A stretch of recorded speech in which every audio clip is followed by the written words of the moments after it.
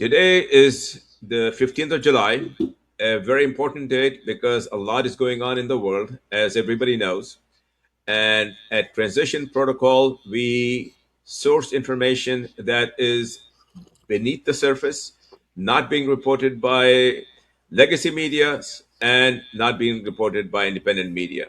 We have with us very experienced globally recognized authorities to whom we provide the information, and they then give you the information as they deem fit. So I wish to introduce my dear colleagues and friends, Pepe Escobar, Larry Johnson, and please go ahead, Pepe. Thank you. Thank you, Mr. Z. Thank you, Larry. Thanks, all of you, our global audience. Okay, let's go straight to the point. As it stands, there are three absolutely key issues revolving around, we could say, maybe the, the total death of the previously comatose MOU cat, unless he resuscitates like in one of those American gory thrillers. The cat could always resuscitate, but at the moment it's going to be very, very hard. But okay, let's go to the three absolutely key points, and then we can launch a conversation among us and extending to the possibility within the next few days of some sort of dialogue back on track. Number one, the Majlis, the Iranian parliament, they met yesterday and they voted on two resolutions for an absolutely astonishing 400 to 0. Okay, resolution number one, demanding the government to accelerate nuclear capabilities. This is on purpose quite vague. It can be interpreted as an acceleration of their uranium enrichment, or it can also be interpreted as an acceleration of the possibility, which is now discussed openly between leader Moshtaba Khamenei and the Supreme National Security Council, of perhaps launching a nuclear test in Iranian soil. This is beyond this is beyond groundbreaking, of course, but now is part of the Moshtaba era, which, by the way, started only a few days ago, last Friday. On Thursday was the end of the Ayatollah Ali Khamenei era in the Islamic Republic, and Moshtaba's era started only a few days ago on Friday. And there are many vectors and, I would say, carefully calculated leaks pointing to Iran maybe upgrading their game big time as a dissuasive strategy. Number two, and this goes in parallel, Islamabad and Doha, Pakistan and Qatar are starting to talk again from the position of mediators. And this is what they expect. This is what Pakistani and Qatari mediators expect. So we cannot take this at face value, much less as this is going to happen. Talks with Iran might restart between Pakistanis and Qataris this Sunday, so within the next few days.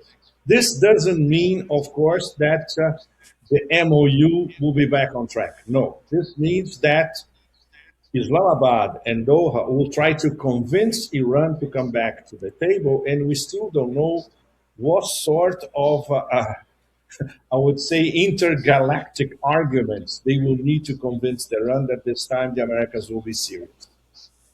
And the number three is something that has been evolving for the past few weeks and, in fact, the past 2 months, is the extremely quirky, to say the least, and I'm trying to be very diplomatic here, relationship between Donald Trump and Field Marshal Asim Munir.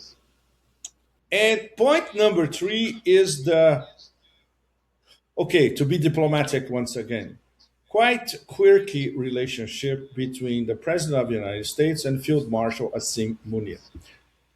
Trump continues to call Field Marshal Asim Munir directly. Of course, it's a relationship where they can pick up the phone and call the other party, and there's an immediate response.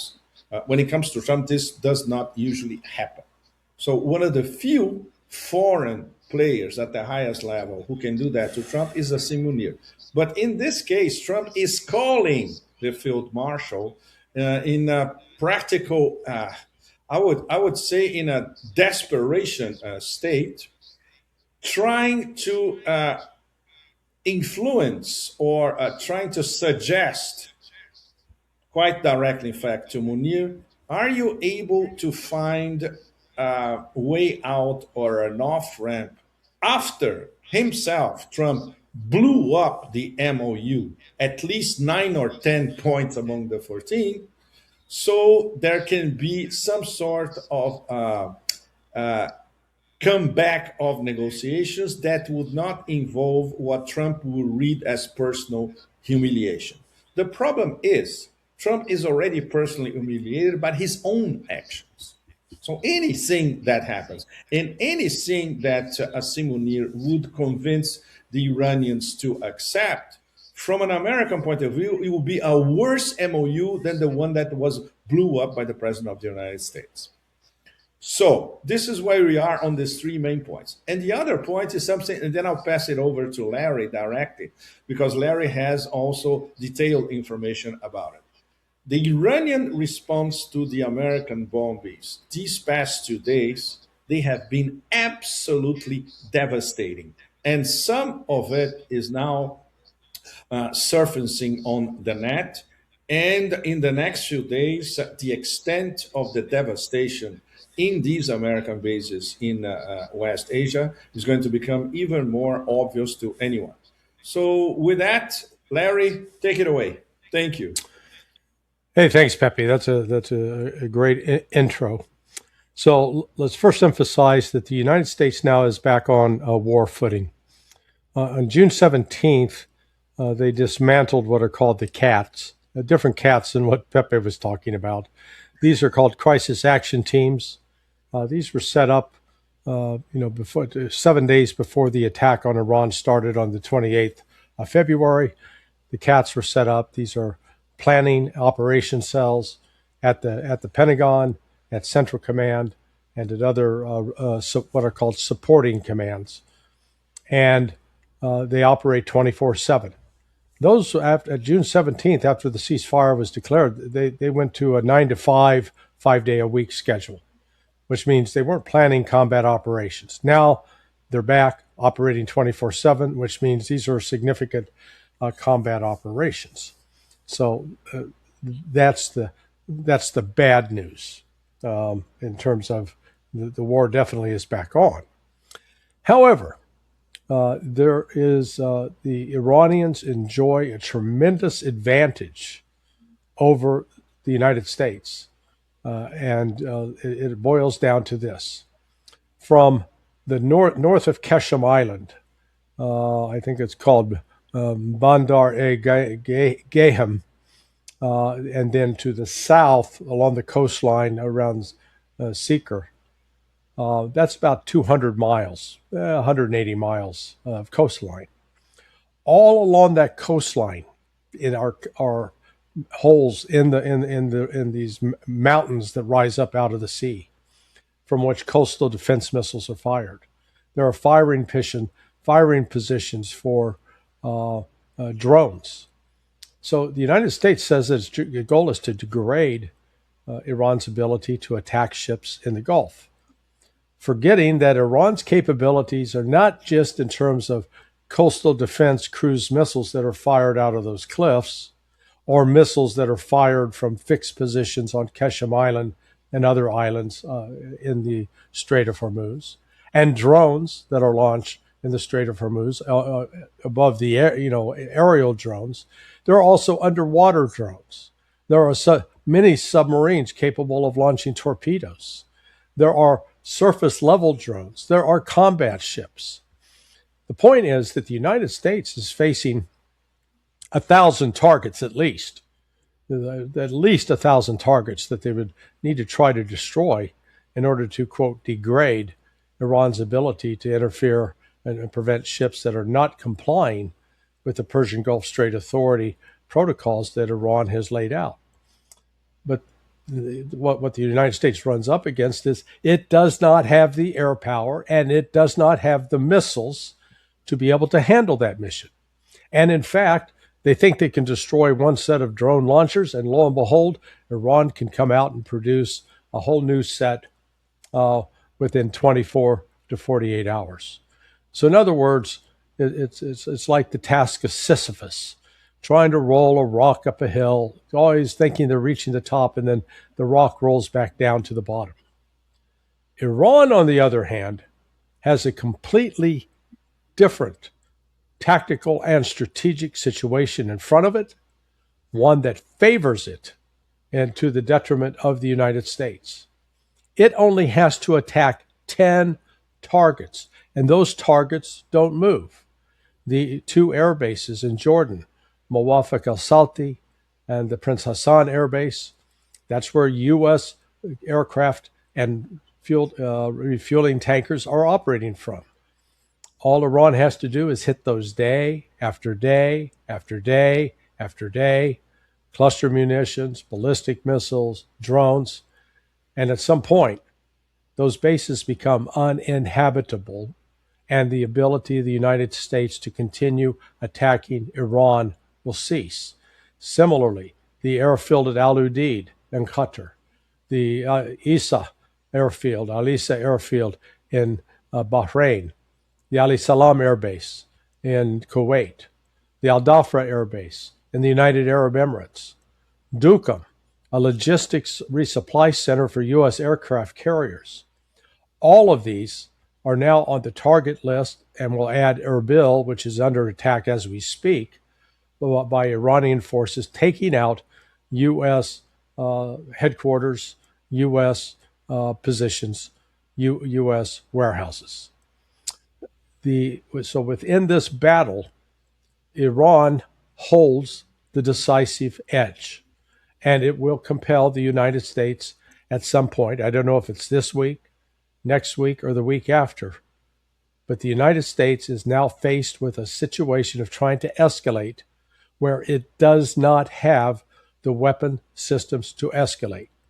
The Tomahawk missile, the JASSM missile, those are in short supply. There were reports in the first few days that the HIMARS were being used to launch rockets or missiles.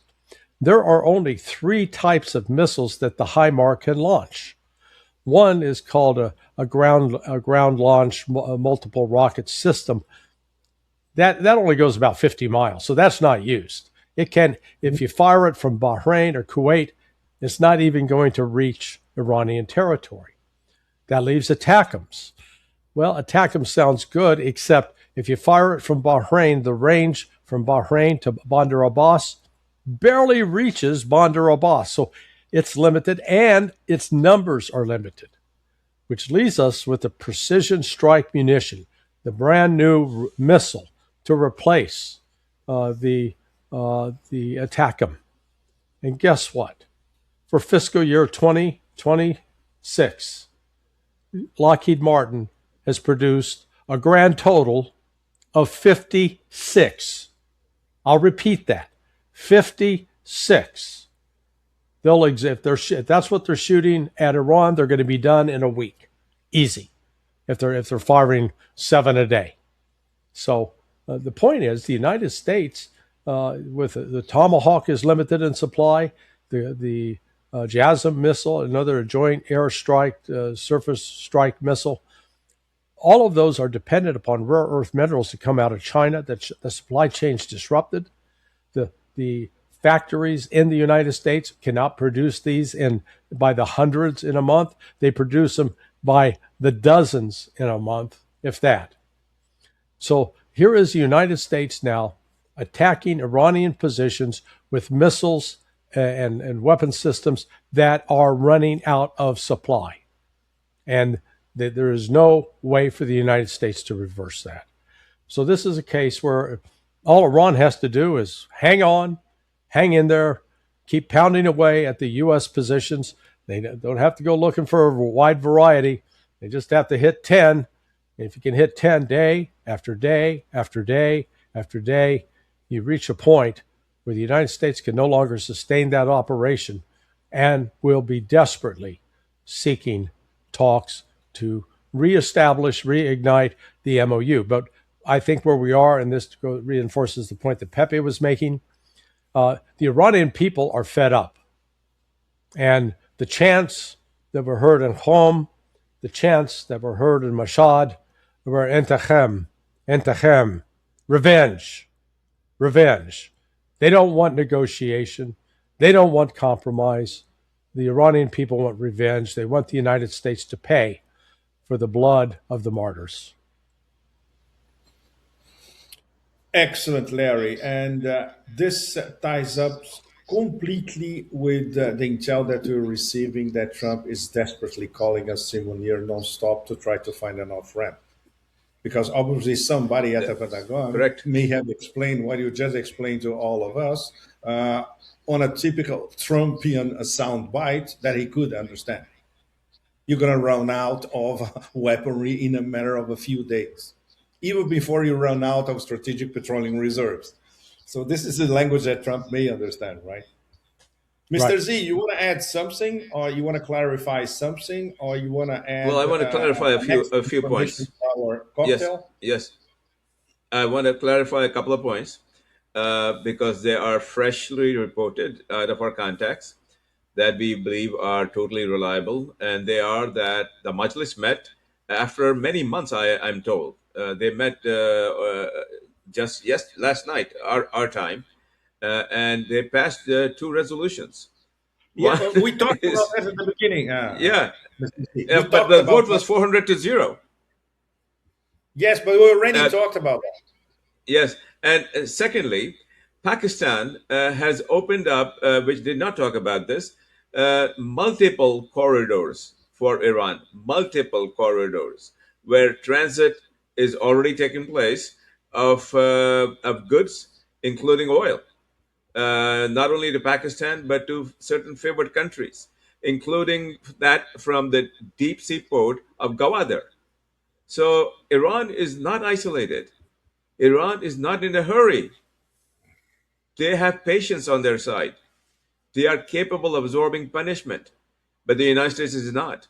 So who knows what got into his head that allowed Trump to embark on this most recent foolishness? I mean, I obviously cannot understand that, and people I speak with don't understand that. You are experts at understanding the stupidity of Trump. So maybe you can understand what exactly got into his head that caused him to behave in this fashion, because it is utterly foolish. I prefer to go back to what's happening in Tehran with Moshtaba in power, solidifying his new year, the beginning of his new era. The fact that his original understanding of the MOU was absolutely correct. And this is something that he said only a few days ago. Before he delegated the decision to engage with the MOU, he delegated the decision to the Supreme National Security Council as long as they had a solid majority. But he made a point among the tight inner circle that this was not his priority, meaning he never believed that the MOU would be fulfilled by the US and the American commitments would be followed. So, in this aspect, he was essentially behaving like his dad. Khamenei over and over again in public and in private always said, no, it's absolutely impossible to negotiate with the Americans. And he knew by experience, by all his years in power. Moshtaba learned in absolutely adversarial conditions, being with Iran being attacked in the middle of a war, when his part of his family was decimated by an American strike, and his position has been vindicated. So, what Larry has just mentioned once again, the absolutely unbelievable scenes that we witnessed last week in this Shiite arc, It was Tehran and Qom, the spiritual capital, but also Najaf and Karbala, two spiritual capitals in Iraq, and in the end, Mashhad, which is still another religious spiritual capital in eastern Iran, where Ayatollah Khamenei was buried. Revenge. But this can be interpreted conceptually and in terms of Shiite theology as a long struggle. And it can also be interpreted in pedestrian terms that, yes, we have a clear mark on you. And something is going to happen to the people who attacked us on February 28th. So this can be interpreted in many different ways. But the most important thing is that the decisions of Moshtaba take into consideration the verdict from the streets. And we're talking about 40 million people. This is unheard of in the history of in the modern era, or perhaps centuries behind us.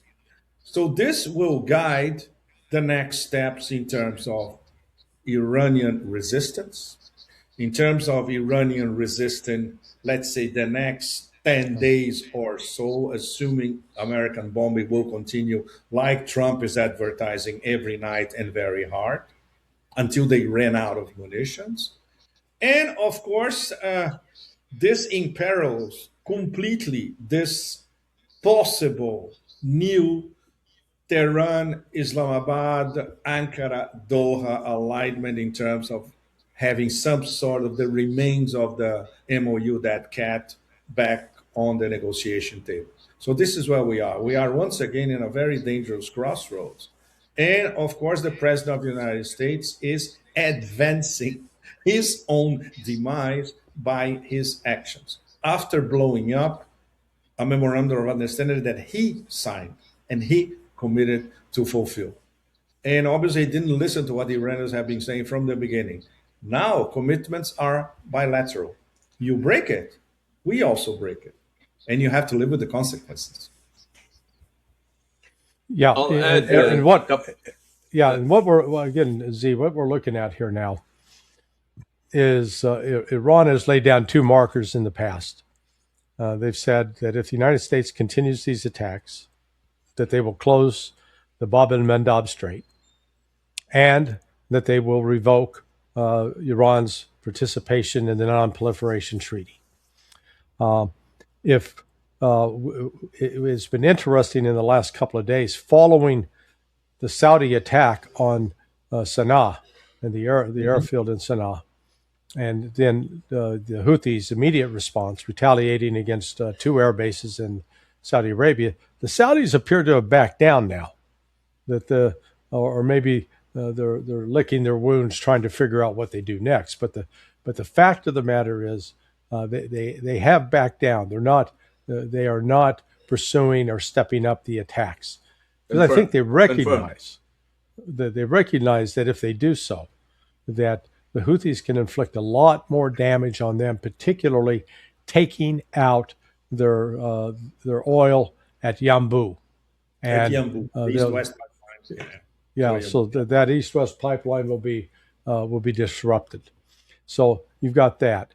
If we do see the Majlis in Tehran vote to withdraw from the MOU, then I think that will be the clearest sign that Iran has decided that the fatwa of Ali Khamenei no longer applies, that their only guaranteed path to future security is to have a nuclear weapon, one that could potentially put both the United States and Israel at bay, and put them in the same position that North Korea is right now. And I know that cuts against the grain of a lot of the analysis from the intelligence community in the past. But I think the situation has changed, as even Professor Morandi has noted in his conversations in recent weeks with people in the streets.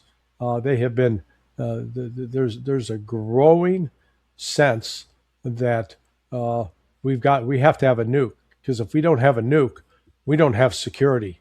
We're not going to be safe.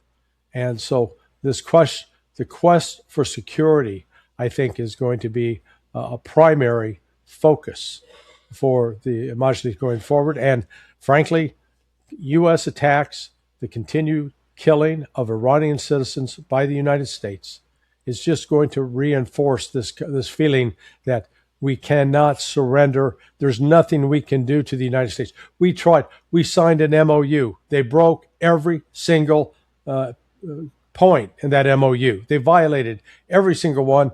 And instead of accepting responsibility for what they did, they tried to blame us.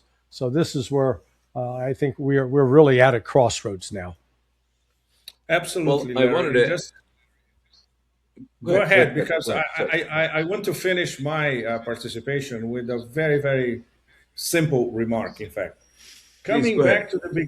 Coming back to the beginning of this channel, which was called Power Shift, and then it was disconnected by some forces from above. One of our breaking news in the less than a week that we lasted was centered around a phone call by the president of Iran, Pezeshkian, to Prime Minister Shehbaz Sharif in Pakistan, where Pezeshkian was basically saying it or sending a message to the Americans via the Pakistanis: look, if you continue like this, we may be testing a nuclear device on Iranian soil, as basically marking our new deterrence path. So, as the only way for Mushtaba to, in fact, imprint the new era now under extreme circumstances, and considering that he has the support of virtually the whole population of Iran, that's it. Okay, let's finally revert the original fatwa by Ayatollah Khomeini, the fatwa by my dad. He's not going to put it in these terms, of course. And of course, we enter a new era of deterrence, because this is the only way that the Americans will understand that we are really, really serious in terms of preserving our sovereignty and our independence. And one thing we may be sure: the whole global South will understand the Iranian position if push comes to shove. Well, What I was going to add to the same point, Pepe, that my contacts tell me that with the most recent, which is last night, passage of the resolution demanding that Iran make progress on its nuclear competency capabilities, they have put the ball back into the court of Mojtaba Khamenei.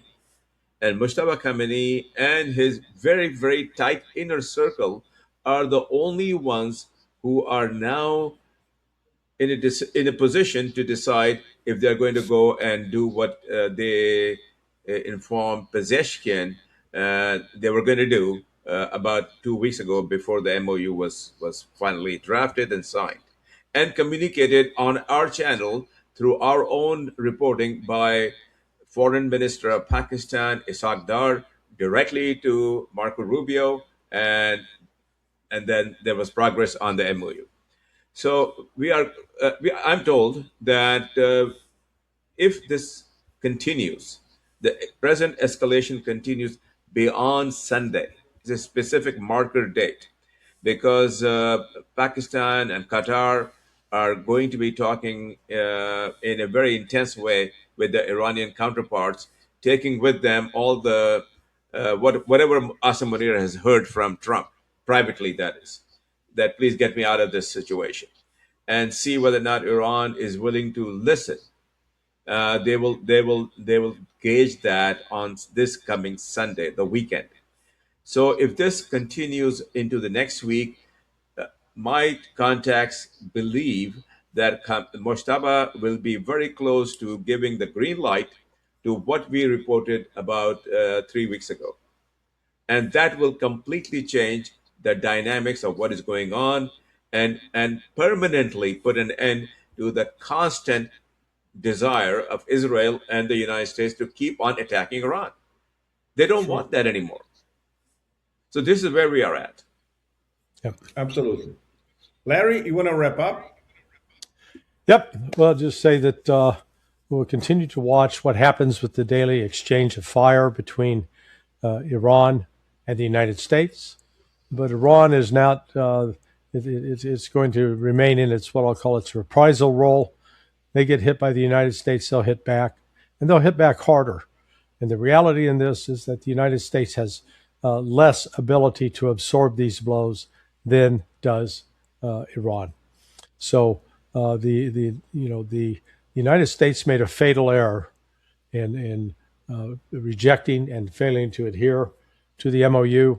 I will make my own prediction that Iran will not return to the negotiating table unless they've got firm, ironclad guarantee that when they return, the frozen assets that have been frozen all will be unfrozen and turned over then, not at some unspecified date in the future. That the sanctions will be lifted then, not at some unspecified date in the future. Those would be the two critical issues, and that Iran, whether the United States likes it or not, is going to remain in control of the Strait of Hormuz, and will continue to, and will now, I think, now start collecting the fee that it agreed to wait 60 days. The other thing I guess we forgot to mention is what Hezbollah will do, because Hezbollah it followed the MOU, and under the MOU, Hezbollah was to cease attacks on Israel, which it did. Now, as Iran said, we are unbound by the MOU. The same applies to Hezbollah, and I anticipate we'll see Hezbollah beginning to retaliate against the Israeli attacks.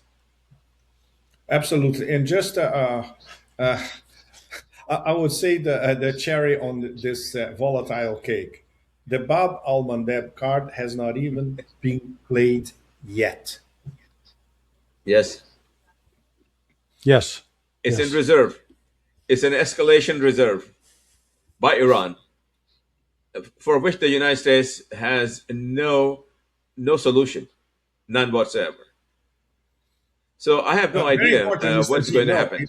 it's not a card by Iran. It's a card by Yemen. I've been to I Yemen know. last year. They are completely independent. They are in close connection with Iran. But the the Yemeni decisions are made in Sana'a and in Sada, the seat of and the birthplace of Ansar Allah in the north.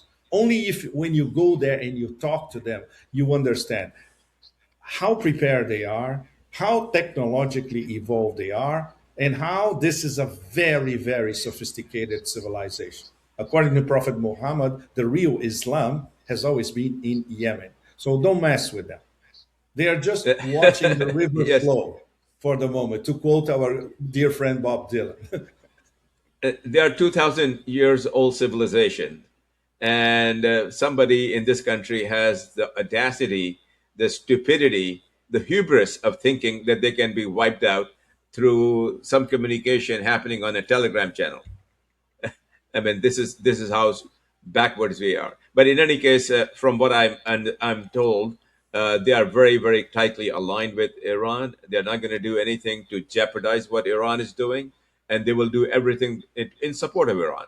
This is my understanding, and that is something that I do not know whether Hexet or Trump understand. So, what is your? I mean, before we go and perhaps wrap it up for the weekend, hopefully nothing worse happens on the weekend. What is your estimation, Pepe, on how this thing resolves? No, no crystal ball. We're waiting. We deal with facts. We look at the facts, mountains of fact, interconnected facts. We shall wait. The problem is we depend on a very practical level and on a naming names base. Apparently, we depend on Erdogan and Asim Munir to instill some sense into the 4-year-old psychotic brain of the president of the United States. So I'm not sure this is a wonderful prospect ahead of us. But there's not another one, unfortunately. Yeah. Well, for our audiences globally, thank you very much for your support. I would like you to know that we are very, very pleased with the kind of response that we have seen. We have a Substack channel, and we provide a paid opportunity for you to receive the security briefings that we discuss here on this channel. Is kept at the lowest possible rate that Substack will allow us, which is $5 a month or $50 a year. Please go to Substack Transition Protocol, and you shall have this security briefing delivered to you inside your mailbox every week. So thank you very much for your support. Thank you, Pepe. Thank you, Larry. We will Thanks. we will be keeping in touch with our contacts and bring you the latest news that is not available to anybody else as far as we can tell. So thank you very much. We shall see you next week, Monday with Larry, Tuesday with Pepe, and Wednesday jointly between all of us. Unless something very significant happens, we will be seeing you Monday again. Thanks a lot. Thank you. Bye bye. Bye bye. Thank you. Bye bye. Cheers.